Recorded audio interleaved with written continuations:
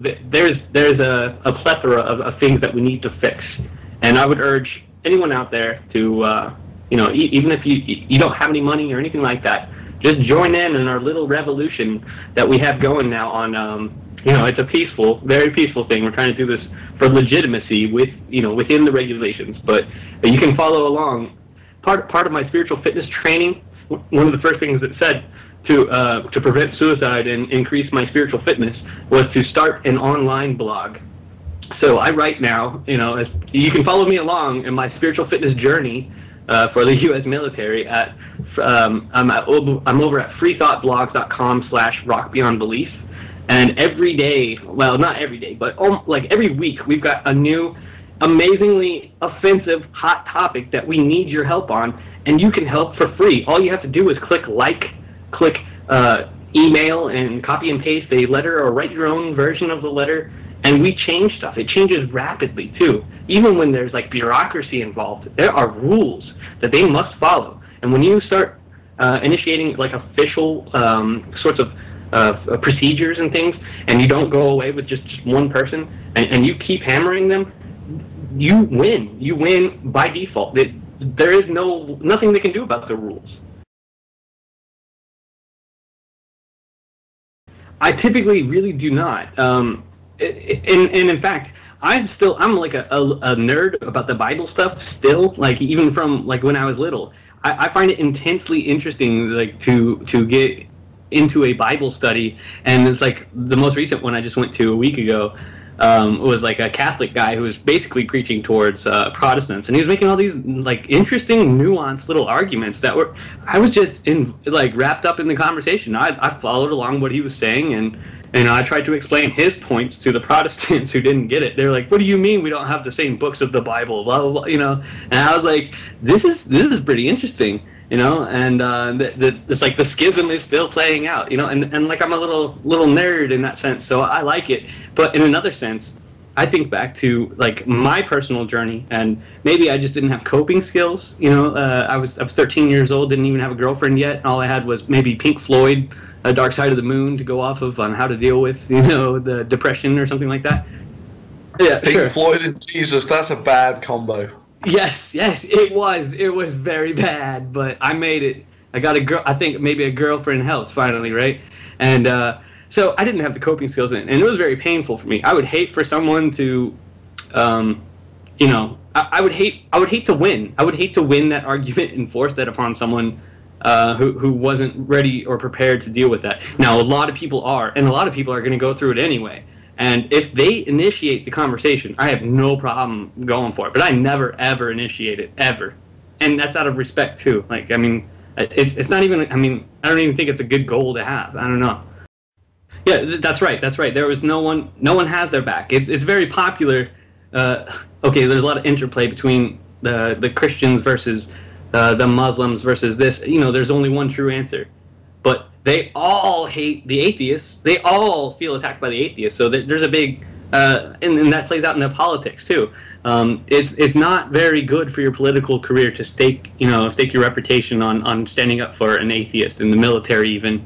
Military. I will strong arm, and I will say, hey, you got to support all the troops. And that's one of my lines that I'd like to have spread out there. I say it to every reporter, and sometimes it gets printed. I say, foxhole atheists are out there right now fighting for your rights. We'd appreciate it if you return the favor. And sometimes they'll print it. Sure. One thing I was also kind of interested about, I haven't had a chance to talk to the American service members about it. In Canada, being openly gay in the military has been accepted for quite a while now. Same goes for marriage. If two same-sex couples wanted to get married in the Canadian military, they do that. I have friends who had their service in a military church. I'm just wondering if gays are ever openly accepted in the American military. How long do you think it'll be before the church within the military accepts the same kind of thing?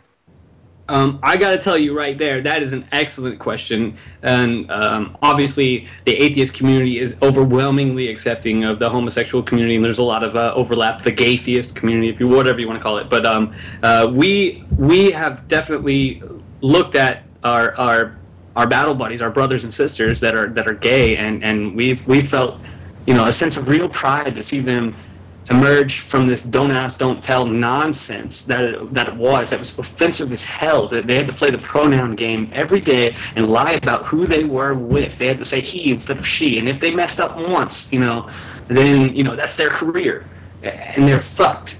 But to answer your question about marriage, no, they are not getting that sort of support. And in fact, when if they're dual military, especially. But let's just say it's one person, like one man is in the army and the other is a civilian. They will not get the same pay that I get as a married person because it's not federally recognized, even if it's recognized in the state. Because until the U.S. Constitution, not the Constitution, but the U.S. Federal government repeals things like the Defense of Marriage Act and those sorts of things that are holding down homosexuals nationwide, military or civilian, then the U.S. military doesn't know how to, as a national entity, it really doesn't know how to work within, maybe this state says it's okay, but this state doesn't. I'm stationed at Fort Bragg in North Carolina where, God hates fags or whatever. And in Vermont, maybe where you're from, everything's fine, and you're married, and you could draw all sorts of benefits if you were in Vermont. But when you're in the military, you're in America. You're not in a state, So American law actually needs to change first.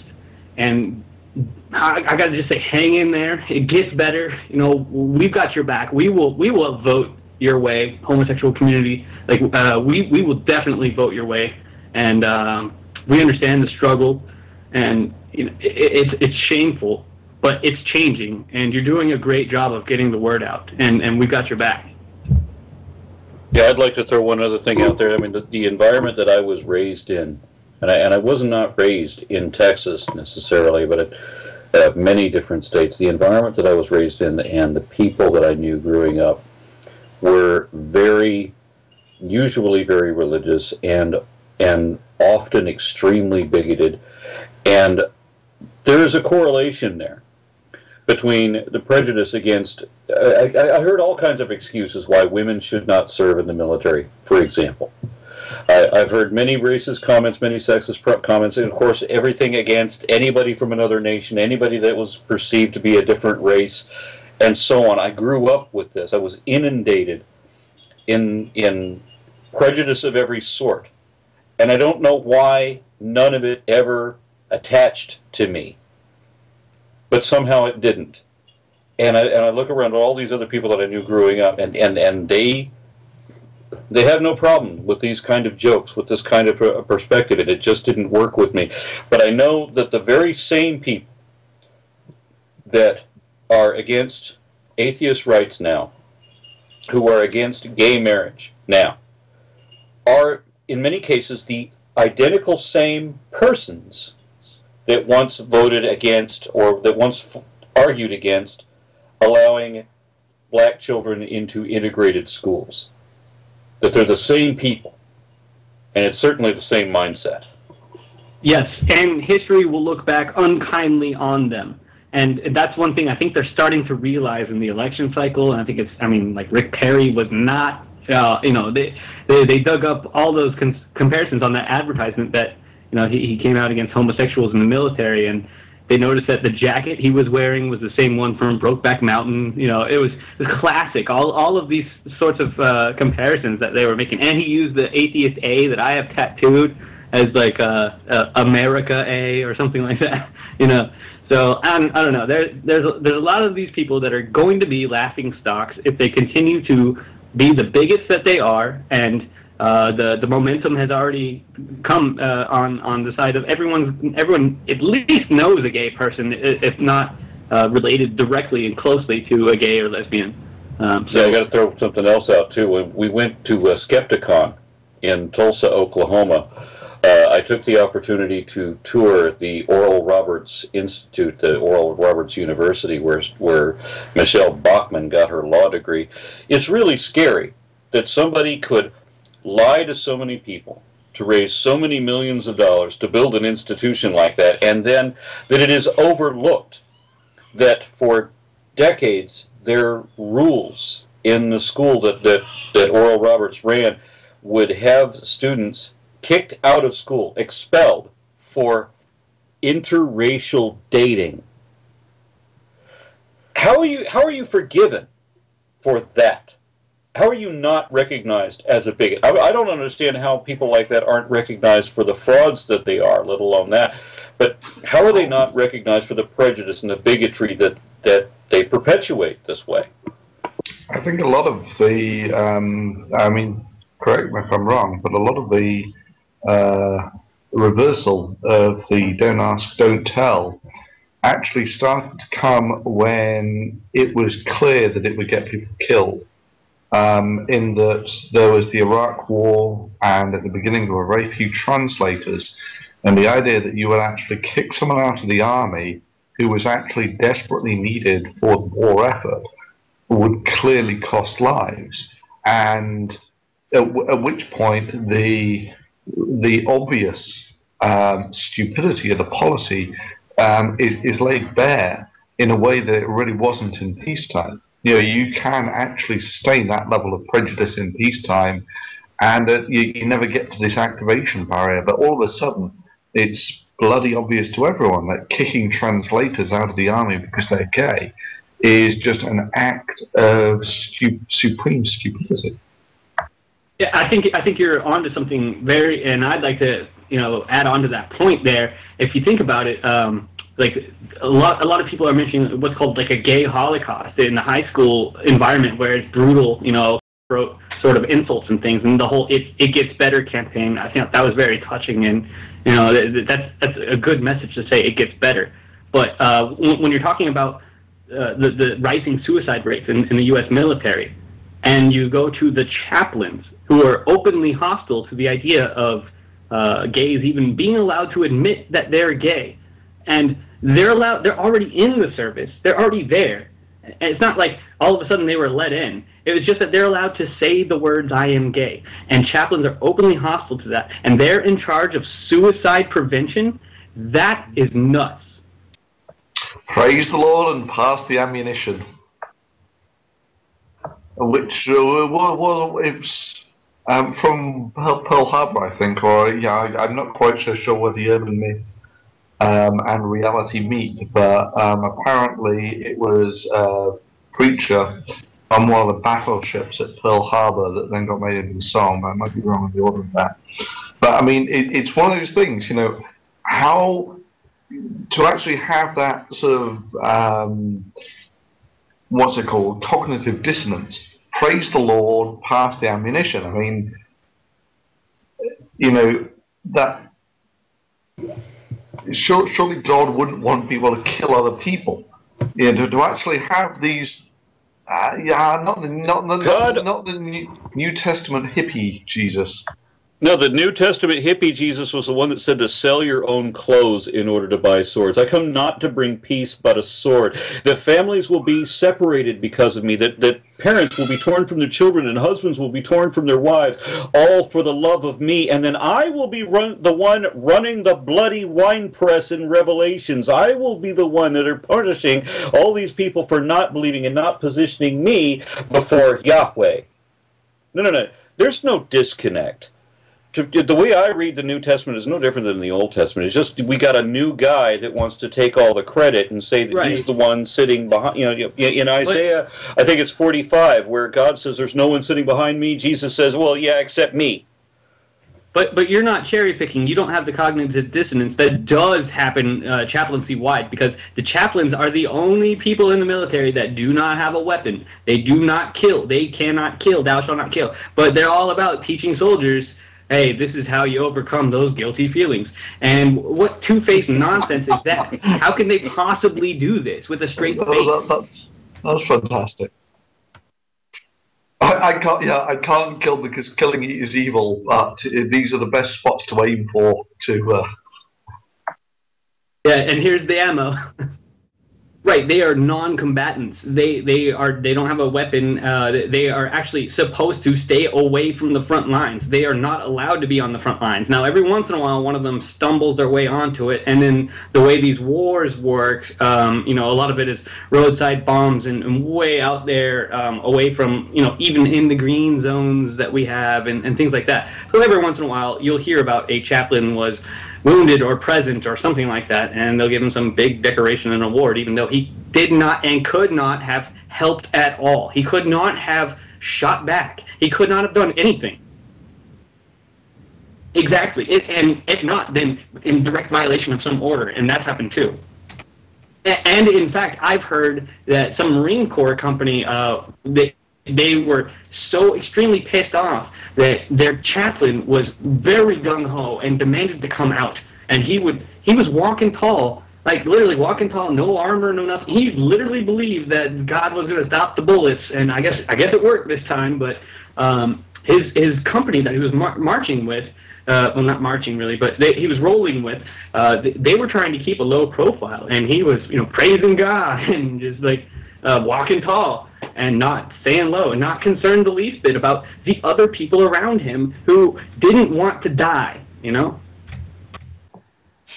I've got a question. It was about the spiritual training that you'd mentioned earlier on. How do the different religions get around that? So people like Muslims, Jews, Hindus, are they kind of forced into the pigeonhole of Christianity as well, or is there special rules made for them? Well, within the mandatory training itself, there's a few token references to non-Christian entities, and like I said, they even make a token reference to getting a haircut is a ritual. They try to dance around it quite a bit, but they fail miserably, and the vast majority is Christian. There's one thing about yoga can help your spiritual fitness. And then they go on all these different ways to have repeat. I think it's called mantras or whatever it is, like a chant. And they spell it out in Hebrew. They spell it out in ancient Coptic and all these other religious related languages on how to just breathe and go but religiously. It's weird, but they think that that's accommodation. And if you look at their like little icons that they have created, they have one for like family and social and emotional, and it kind of makes sense. But the one for spiritual is a tree. Instead of like for family is like a family like just holding each other, and the spiritual is a tree. What the hell that's about? I don't know. I guess that's the nature religions or something like that.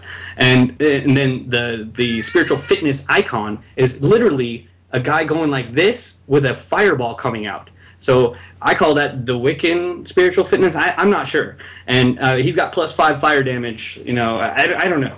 But he, and I say yoga flame, yoga fire, from Street Fighter 2. But I just.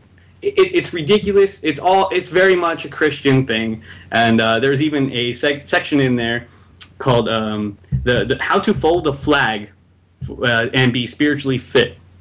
And it was a 12-step process, and each step is a fold, which is how you make that triangle, which is what you do when you take the flag down at 1700 or 5 o'clock for all you civilians, and you take the flag down and you fold it into a triangle, and that's just a way you carry it inside, and you set it down. Good night.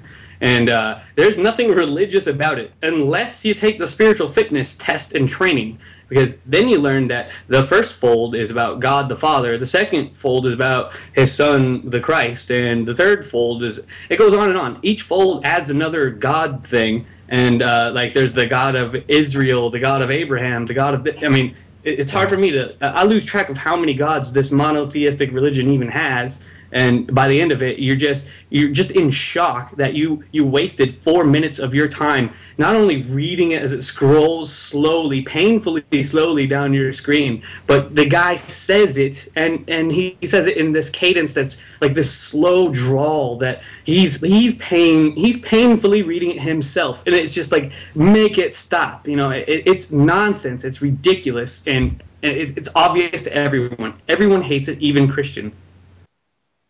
Yes, that's fantastic. Thank you. I was just curious as kind of how they were managing to get around that, because surely if they're trying to create just one big religion, which is what I kind of gathered from that there, then it's really going to make every Christian or a blasphemer, same with Muslims and everybody else. Is that kind of where they were going with that?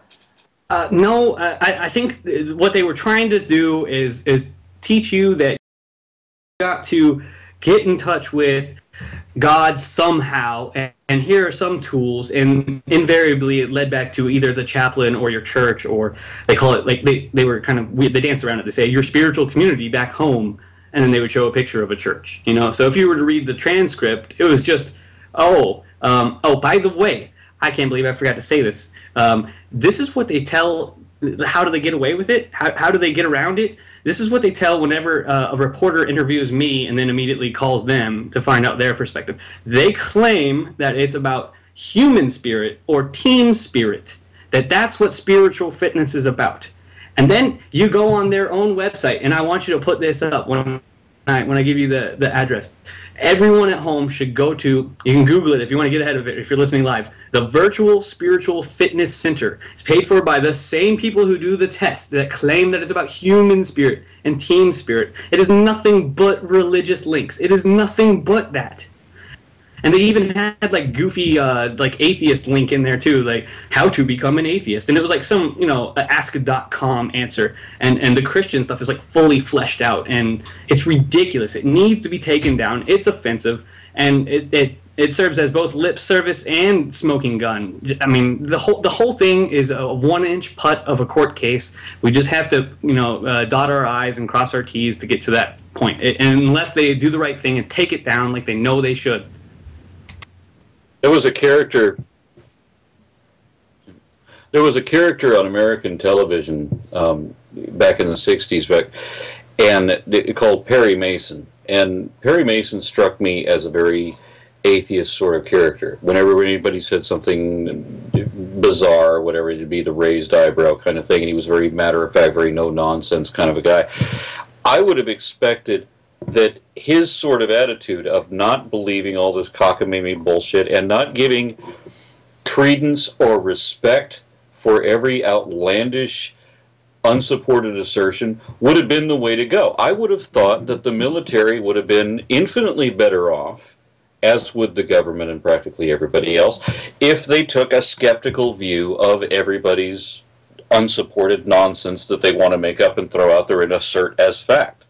I don't understand why anyone is coddling these beliefs and saying, well, we have to respect everybody's lunacy, every offhanded idea that somebody pulls out of their ass and says, well, you have to respect me for believing this stupid shit for no reason.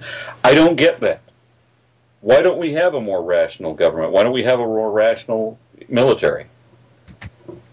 You know, I'm not sure about I mean, overall, I totally agree with what you're saying, but a lot of people will say to me, because I support my religious soldiers, and it comes up in conversation and stuff too, and people are like, how come you respect their beliefs? Well, I'm like, I don't respect their beliefs. I don't respect their holy text, but I respect that person enough to not light their Bible on fire right in front of them or whatever. You know what I mean? Like, I'm fully capable of saying my point of view just as strongly as they are to their point of view.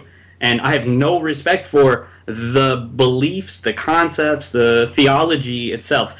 But that person, I'm not interested in ruining their day or making them so pissed off that they can't do their work. You know, it's not like as a soldier sort of thing. But if they initiate a conversation and it gets heated, I will take it there. But I'm not gonna, start out by taking their Bible and putting it in the shredder or something like that. That's not. I mean, I'm not going to do that.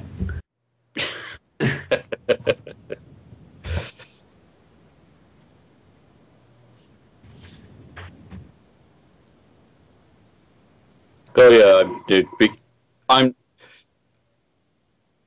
yeah, the fact that Indiana actually passed something, the thing that the creationism movement doesn't understand is they think that if they keep fighting and keep fighting and keep fighting, they'll eventually win. But the sad thing is, if they ever do, and it appears that they may have in Indiana, Missouri I don't think has been established yet, Texas certainly not, but Texas tries to do this underhanded thing where they have the teachers lying to the children in the classroom independently, and they hope that because it's such a religiously indoctrinated area that they're never going to be called out on it.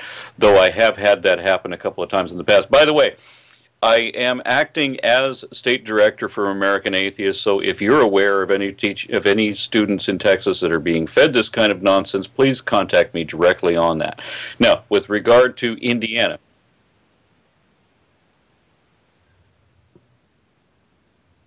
I'm acting as the Texas State Director for American Atheists, so I would be very interested in anybody in Texas that is being lied to by their teachers in this capacity. Please bring that on so that I can get involved with that.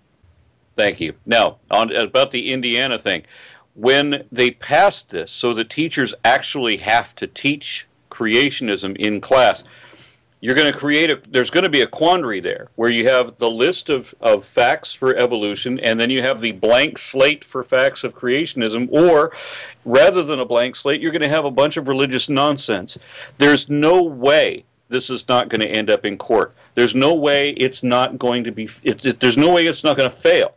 There is no way creationism could win by winning. They're shooting themselves in the feet. If they want equal treatment, the worst thing they could ever get is to get equal treatment. There would be no better way to show what a sham, what a scam, what a lie, what a sale of snakebite material that would be, than to allow it to be taught equally with real science. And I really want to be involved in the court battle that ensues over that. So if anything like that is going on in Texas, please evoke me. I've had somebody contact me on matters like this, and we shut it down way too fast for my satisfaction. So if you got a case, bring it. Nice, yes. Hey, just so you know, like maybe as a warning to these creationists, I was one of them. And that shit is so weak in foundation. If you have someone who thinks that it's literally science and literally you can prove and establish these sorts of facts, you know what happens when they grow up? They turn into me, and they get on the news, and they will repeatedly never back down again.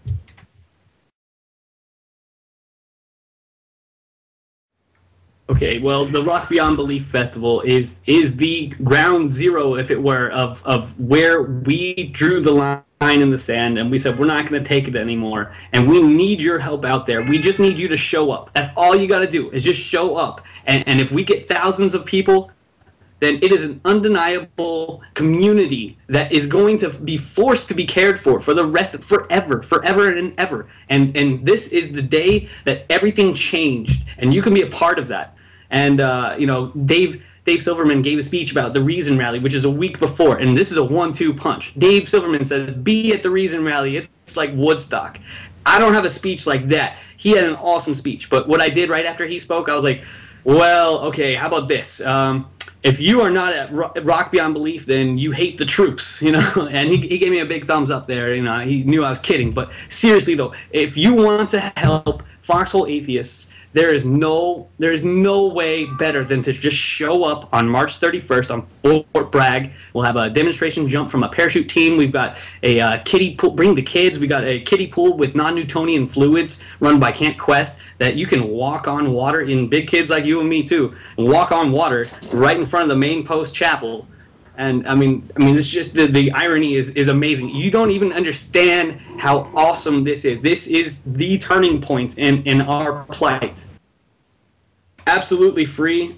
We actually were going to ask if everyone could show up with a item of canned food so that we could just feed the homeless. But Fort Bragg prevented this and says that would be considered fundraising, and we cannot do any fundraising there. So if you do happen to bring some food, there's some talk of a meetup spot right off post, and we'll put some more details out there. But we want to, you know, we can't believe that people are actually have a problem with, you know, feeding people and are on their pro-starvation, I guess. But we are going to try and feed some people, even if instead of a huge semi-truck that we could have done at the event, we only get a few pickup trucks. At least we have that. So if you have a bag or whatever, put a can of soup in there, put something in there, and we'll be able to pass that along.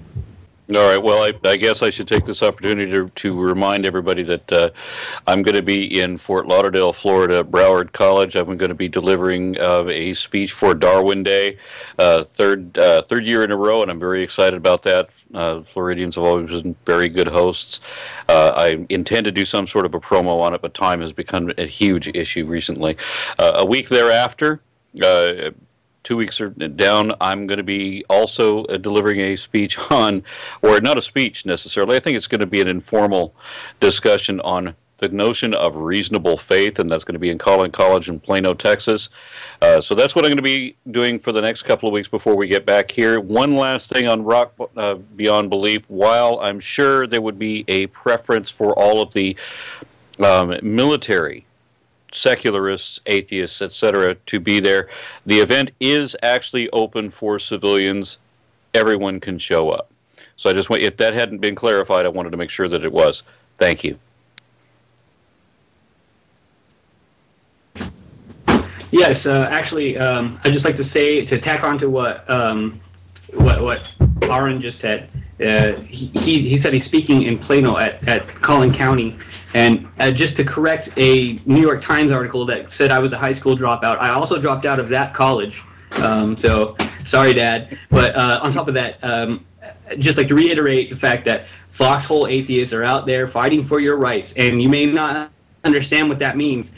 Because maybe you're against the war or whatever. We're fighting for your rights domestically too. We set precedent all the time. We walk gray areas with the separation of church and state that you have never heard about. No one's got our back, you know, in the media or anything like that. But it is every day that we are setting precedent, and it takes people like us coming out of the closet and getting organized, and we get shit done. So please, support the foxhole atheists. Return the favor.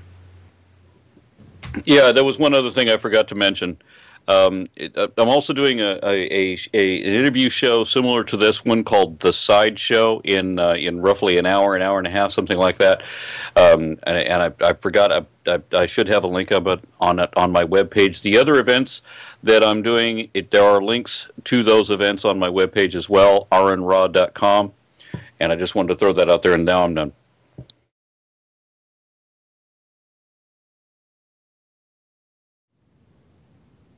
Yeah, that was outstanding. Yeah, Justin, you did very well. Thank you. Top notch, top notch. Right on, right on.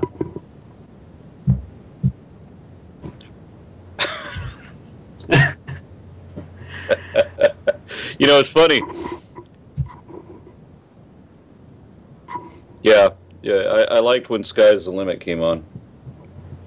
Yes. Definitely really appreciated this, and I gotta say, I absolutely do know all of you. I felt like a dickhole. I hadn't heard of Magic Sandwich before, but I absolutely know each of you independently from, like just growing up as an atheist in the atheist community online. Like, thank you for, constantly looking for the up and coming, issues like my issues and the military's issues. Thanks for being that guy to share the mic. We happy few band of brothers. Right on.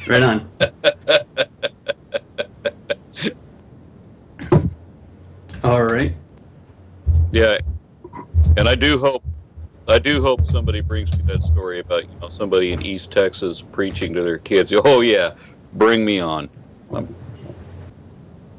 yes.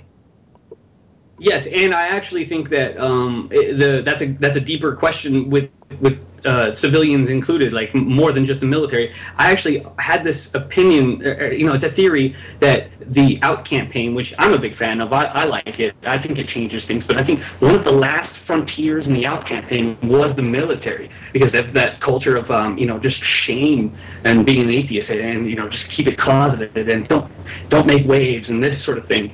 Hey, that's over. That's done. You can't put me back in the box. And if they take me out of the picture, there's 50 more that I know personally, friends with in my phone. I talk to them like regularly. That'll take my spot in a heartbeat.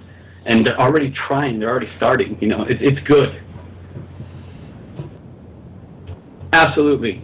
But I think they are lagging behind. I don't think that they understand that, like Rick Perry's strong ad. That was that's something to me that is, it's insane. It's insane. And that little girl who said, "Why can't my mommy," or whoever it was, my aunt, serve openly? Why are you against my aunt? She's fighting for your rights. And they've got this old guard mentality that they're just not up to par. They don't understand that America is moving past them, and they will have to adapt. The electoral strategy essentially boxed them in with the second Bush victory, which was, they worked out that basically if they polarized the religious right, that they would win. But the problem is now that they've polarized the religious right. So if they don't actually pander to these sort of crazy people, yeah, they're unelectable as Republicans. They're boxed into doing it, which sort of essentially almost. Well, I mean, there is this thing, you know, is there now an electoral strategy for them? Yeah, they all have to, if they don't win the base, they can't be a Republican politician. And to win the base, they've got to have these crazy, you know, far-right ideas. Now, it's so bad that, see, my mother is Mormon, and so, of course, she's going to support Romney. And it doesn't matter what anybody says against Romney because he's Mormon, it won't be true. And if Romney does not win, if Romney is beaten out by, say, Newt Gingrich, right, then the advantage of him being in the same denomination that she is will be lost. And whomever takes that stuff, whether it's Ron Paul, whether it's Newt Gingrich, whether it's Rick Santorum, it doesn't matter. She told me that she would vote for Obama before she would vote for any of these other lunatics. Now, everybody is able to look at somebody else's religion and say, well, these people are crazy, and most people look at Mormons saying, well, look at those people are crazy. But the same thing applies when you're Mormon.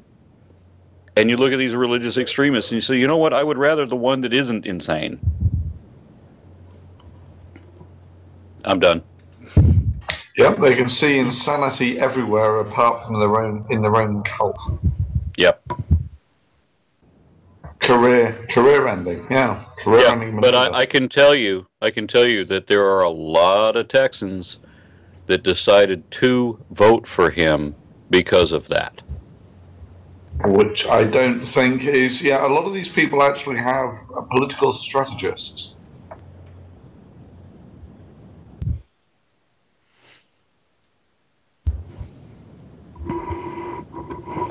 I mean, I think where Aaron was going was that these guys are political strategists, and what that video might not have actually been targeted for wider America, and certainly not the wider world. It was targeted for Texas. That he was going to get a lot of mileage out of people saying this. And what Aaron was saying is, you know, this is strengthening his base in Texas. But the problem with that is, though,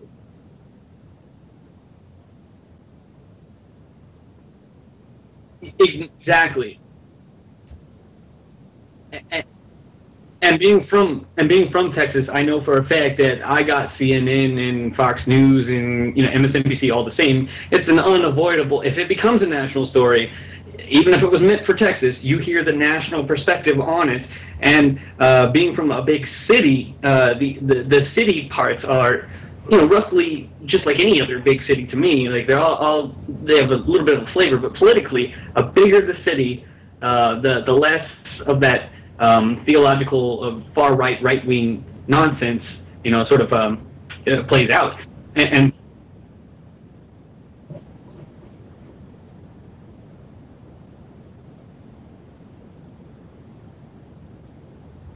yeah. Yeah.